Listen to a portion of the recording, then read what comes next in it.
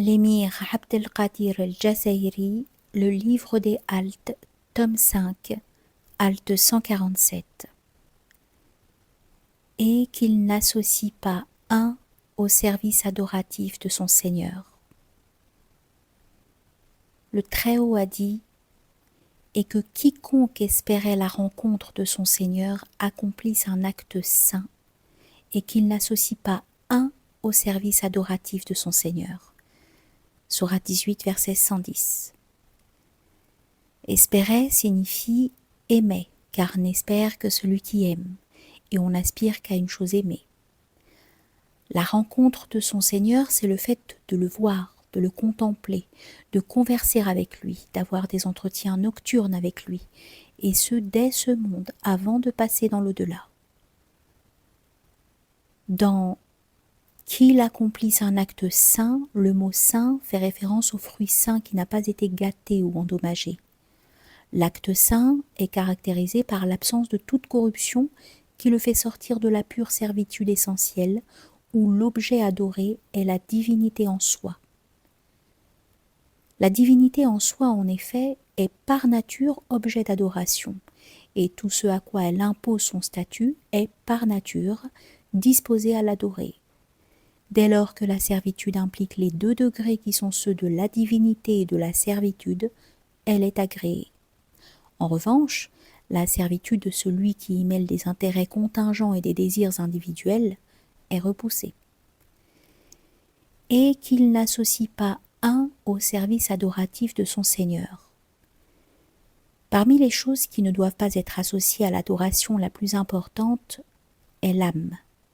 On ne doit pas la laisser s'immiscer dans l'acte d'adoration pour obtenir une récompense, repousser une sanction, gagner un rang en ce monde ou dans l'autre, obtenir le pouvoir ou acquérir un état élevé. Pour les êtres de réalisation spirituelle, tout cela et ce qui lui ressemble, c'est faire acte d'association dans l'adoration qui s'en trouve ainsi invalidé. C'est un empêchement à la rencontre du Seigneur sous l'aspect aimé et désiré. La rencontre, dans tous les cas, se produira pour chacun, tant pour celui qui y aspire que pour celui qui n'y aspire pas. Mais si l'on n'a aucune conscience ni connaissance à son sujet, de quel profit peut être cette rencontre? C'est comme celui qui aurait une chose importante à demander à quelqu'un dont il ne connaît pas l'identité. Il cherche indéfiniment cette personne, alors que cette dernière le croise chaque jour, matin et soir. Quel profit pourrait-il tirer de cette situation? L'interdiction concernant l'association contenue dans ce verset vise aussi l'intrusion de l'âme dans l'œuvre spirituelle, l'amenant à considérer qu'elle a, d'une manière ou d'une autre, une part active en cela. Celui qui œuvre doit prendre conscience qu'il est passif et non actif, qu'il est mu et qu'il n'est pas le moteur de l'action lorsqu'il est debout, assis, penché ou en prosternation. Si tu m'objectes, mais alors où est le serviteur dans son acte?